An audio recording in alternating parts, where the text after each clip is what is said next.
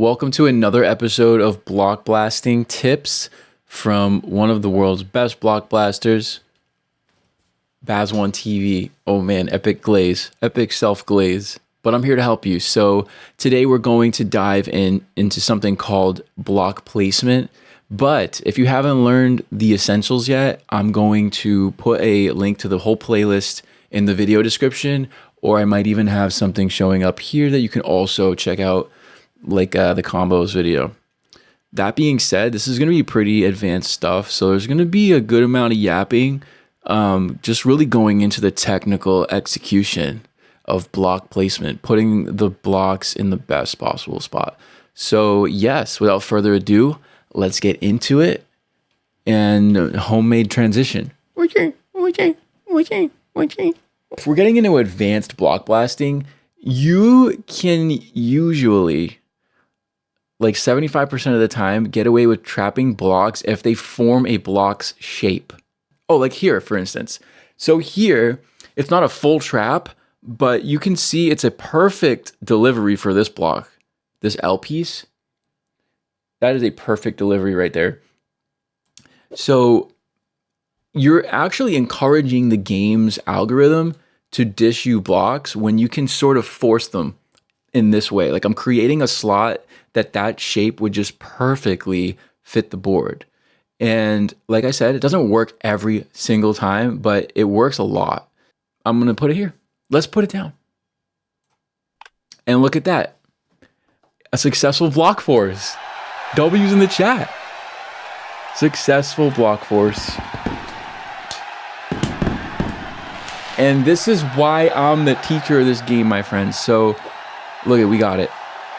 We also have a nice 4, and we can look for convenient places. Basically, you're doing it again on the next round. This whole idea of like block placement, block forcing, all goes into it. I don't normally think this all out as rigidly when I'm playing the game, but since I'm trying to teach you how to blast better, I'm gonna take my time and try to like give you my insights.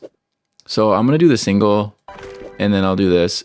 And then whenever you go to do like a 2, oh, this is a little pro tip. Whenever you go to do a 2 clear, sort of like a clear place, clear is the best way to go instead of a clear place. And the reason why a clear place clear is better is because you end on a clear. So your whole entire next set of pieces, you'll be able to use all of them to get your next clear. Whereas if you go clear place, now you've already used your first piece and you'll only be able to use the other 2 from the 3 that are coming to get a clear. So, you know, that's just like you're maximizing your potential, in my opinion, if you try to do a place in between your 2 clears. I'm always trying to keep blocks organized together. Like I'm not going to put this in the middle of nowhere unless it really makes sense, which in this case, it might, right? Because if you get a 4x1, that would fit in pretty nicely on those 2 positions. These are all the kind of things that you know, my brain's processing when I'm playing this. So, but I also like it right here. And the reason why is because you force an L block right there, sort of, because we are going to get a triple. So it's not like a super force, but you are sort of forcing an L block. That's the thing about block blast. Not every round is going to be like this super easy, like there's just always that perfect spot. There's going to be tough decisions you have to make.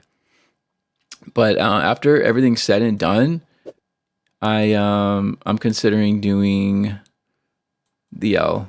I'm going to do that and then get the triple. And look at that. Like we did get a successful force on an L. So we're 2 for 2 forcing blocks, and we have a double on the way if we put this on the bottom. And then we have some build opportunity right here, you know, here. All opportunities to build. So remember, get your positionings out of the way, save your clear for last. This is a possible spot, but if you get an L, it won't go all the way to the top. But if you get a T, it's perfect. You're playing with the algorithm's likelihood of giving you these blocks. I don't know. I don't have full confidence in that. But let's just do it and get that double. All right, we have 3 for 3 on block forcing. We actually got the T piece. We're just built better, chat. Had to brag a little bit about it. So we can get a single here and then another single here, and we could build here or somewhere, you know? I'm sorry, with this one, build here. That's not a bad build. I think I will do all of the above. So let's build single, single. And when you get these nice little singles, you're just clearing the board. You're not really forcing blocks anymore in that moment. You're just clearing. So you don't know what you're gonna get. But if you're doing really well, you're gonna get some really nice blocks like this. This is perfect. We can get a lot of nice stuff out of this one. We can get a double and a single, if I'm not mistaken. No, we can get a double and we can build. Well, we can get a single over here and we can get a double. Let's do that. That's not bad. Single, double. Now, in this case, we do have these blocks that are just like stragglers. You want to try to avoid that as much as possible. But, you know, you don't want to be like too strict about how you play the game either. Don't want to be too overly strict. In a case like this, there's just so many options. I'm always a fan of not lingering for too long. You also want to keep the flow going. So in that case, I would do something. Honestly, I'm thinking of this, and this. It's not the prettiest. We could also do, but the more time you take is also good if you're lacking in patience. This is really way better. This and this is way cleaner. And this for a nice, we can fill in the gaps there. Perfect. All right, that's pretty clean considering what we were given. And then we have a single with this block and this block, right? Or we could go down here, which is even, that's a better fill and than this. Because this, we create a staggered stair, which is just like not as clean as this, creating some nice, just cleaner shapes in my opinion. Although with that, when we put this here, we got to consider that we will no longer be able to put the triple block on the left side because there's just going to be too many blocks in the way, if I'm not mistaken. But we could put it right here. So let's do that. Remember, always save the clear for last if you can. So I'm looking to see like if I want to put this down first. Ooh, this is pretty up here. So let's go there. Yeah. See, I was kind of taking advantage of that. I just felt like this would be coming. You know, you make these kind of shapes and you just get more and more experience with the kind of block forces that are likely possible here. We also have a triple up in the top.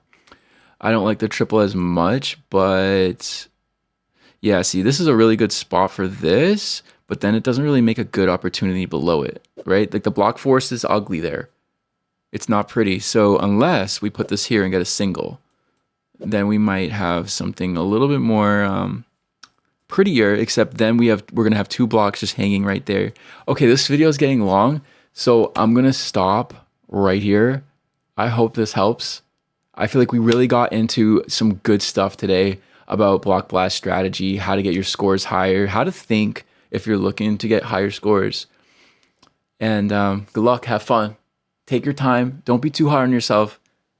Just keep enjoying the game. Much love. Bye for now.